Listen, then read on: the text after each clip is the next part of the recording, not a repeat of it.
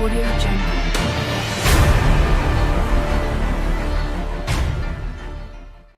All you have to do is continue to look towards that light. And that light I'm talking about is the light of the world. I'm talking about Jesus, the light of the world.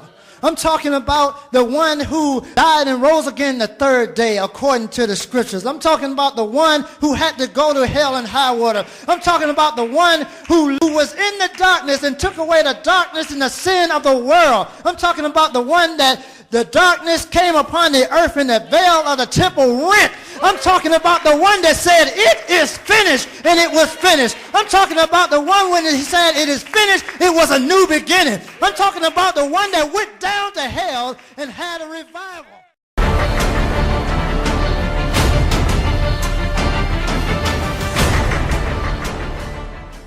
Yeah, that's right. You know it's true. So here it is. Here we go today. The Word of God is talking about four men that wanted to get to Jesus. Yeah. And this paralyzed man that was with him. Well, here's the thing. Jesus was in the house. Right. He didn't even say what the size was, but I can imagine when you jam-packed inside of a house like sardines, that it ain't no room for you to come in the door, then it's a lot of people in there. So here it is. These four men have this paralyzed man, and they already knew something. They knew just like you know. They knew like I know. I'm crazy enough to know that when Jesus is in the building, when he is in the place, then things are going to happen. It's going to happen just because Jesus is in the house. Something special is going to happen because Jesus is in the house. Limbs of your body is going to get healed. The heart that was broken before is going to be made new. Something is going to happen when Jesus is in the building. So these four men knew it. They knew it already. If I can get him to, somebody say Jesus. He's got healed. If I can get him to the healer, I know that this issue, say this issue. Men, issues of life are going to happen. Don't give up on your family. Don't give up on God when things get tough. After all, who are the role models for our young men in here today? Well, you say, Mom always been there, Grandma always been there. What about you? Where have you been all this time? Audio Jungle.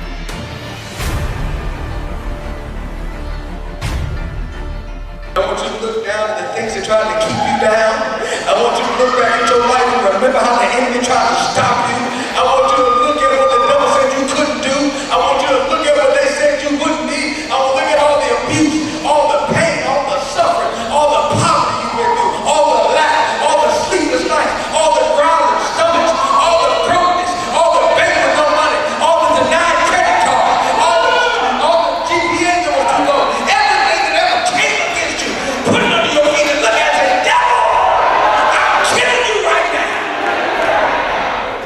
The devil took the enemy's sword and he dropped it on his neck and cut his head off.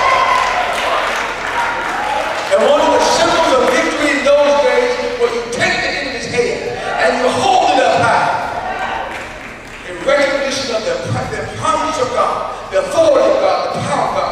And David walked back towards Saul and towards the king and the people of the kingdom and said, look at this. That's what God will allow you to do. You won't have to say nothing. When you walk back, hallelujah, let the workout done speak for me. Let the labor that I've been doing speak for me. When they said you wouldn't know where God would prepare a table for you in the presence of your enemy, they thought you were going to make it after the Lord. Look at you. They thought you were going to make it after you failed. Look at you. They thought you were going to make it after they messed you up. Look at you. They thought you were going to make it after they talked about you and you also evil against you. But look at you now. You are living. You are above and not beneath. The head and not the tail. You are in and not out.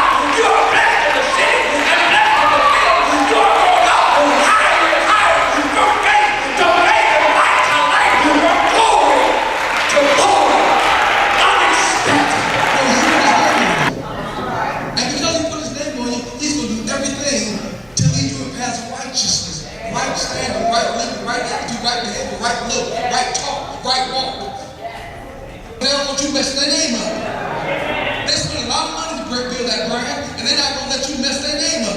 So they'll fire you before keeping you. They don't care how many touchdowns you can score, how fast you can run, or how high you can jump. They'll let you go. But aren't you glad that because God, in His mercy and His grace, even though sometimes you can jump high and preach them and teach them, and you mess up and everything there, but He walks into your room and straighten you out for His name's sake, and you in the world that just get rid of you.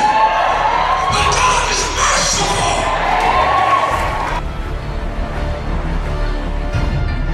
Audio Jungle.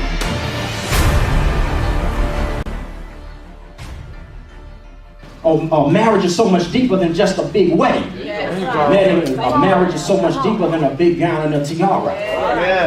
When a father spends time with his daughters, they begin to recognize that if you want to consider to date anyone, he ought to be saved. We have a tendency, we don't understand, we misinterpret the concept of equally yoked.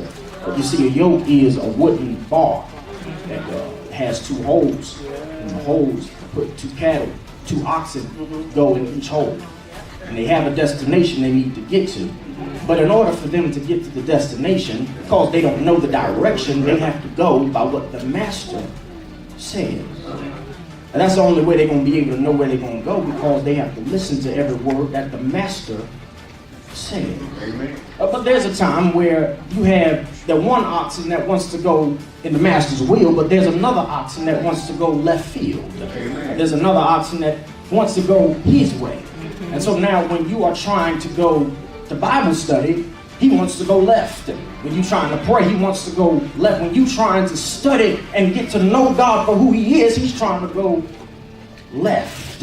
When you want to go to school and finish your degree, he wants to go left.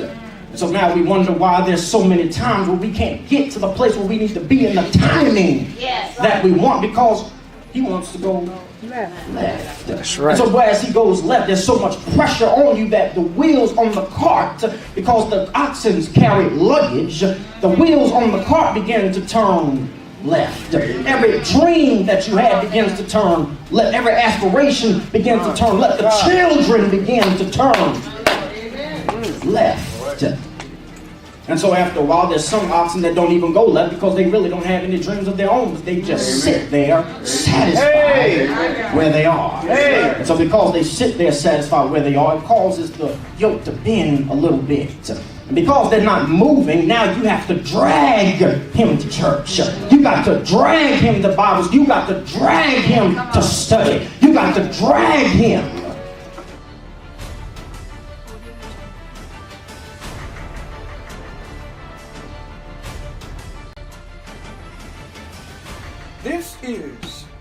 This Bible right here is the book of life.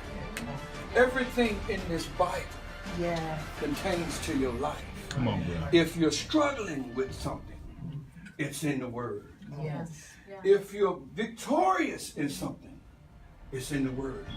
If you need some more added to what you're already doing, it's in the Word. There's absolutely nothing that the earth has on it that's not in here. If you read this, okay, you will be smarter. You will get sharper. Now, this theme is iron sharpen irons. You can find that in Proverbs 27, verse 17. Now, that means that we have to sharpen one another. Okay? That don't mean that I know more than you, or you know more than me, or I know more than you, and you know more than me. That means that for you to share what you know with me, and for me to share what I know with you. The problem is with men folk is we so selfish. We all for ourselves. We all, I got to get mine, you get yours. No! That's not what the Bible says. The Bible says that we're supposed to share. I have brought forth a man. M-A-N. M-A-N. Verse 2 said, later she gave birth to his brother, Abel. Come on. Now watch this. It's funny to me. Because verse 3 says, now Abel kept flocks and Cain worked the soil. Abel raised cattle, animals, and Cain was a farmer. Y'all get that? You're talking right. They had two different things that they did. Yeah. And we got to stop looking at what somebody else is doing and being jealous of what somebody else is doing and focus on what God gave us. Okay, I just said I go that in for free. Lord have mercy. That's right. So now, watch this. Verse 3. In course of time, Cain brought some of the fruits of the soil as an offering to the Lord. But Abel brought the fattest portion from some of the firstborn of his flock. The Lord looked with favor on Abel and his offering. So Cain was very angry. Jealous. Yeah. And his face was downcast. Yeah. His countenance had failed. You can see it on his face. Yeah, you can see it on his face. Yeah, you can see it. Sometimes you gotta watch how you look. People can read you by your face. Come on, say one thing, but you can look like something else. Come on. I know I'm right. Yeah, you are I right. know I'm right. Yes, you I know are. I'm right. Especially when I was supposed to get the promotion, and the boss knew that I was supposed to get the promotion. And when I asked him why I didn't get the promotion, and I'm looking at his face, and then he say something, I know he lying. It's written on his face. It's written all over. Y'all get mad with somebody. Thank you. Y'all might not physically kill them, but you kill them with your mouth. Come on. Bad mouth. Come Y'all on. go and y'all lie on them, and the lie sticks. Because the people who believe it want to believe it anyway. Because the blessing of God is on you, and then that person lies on you. They don't understand that there's power in the tongue to speak the life of God. Now you may not get it when you first do it, because God may let you linger for a little while. But sooner or later, the hole that you dug for me, you gonna fall. And I know I'm wrong. Verse 7 says, if you do what is right, What you gotta do what is right. will you not Just do what is right. accepted?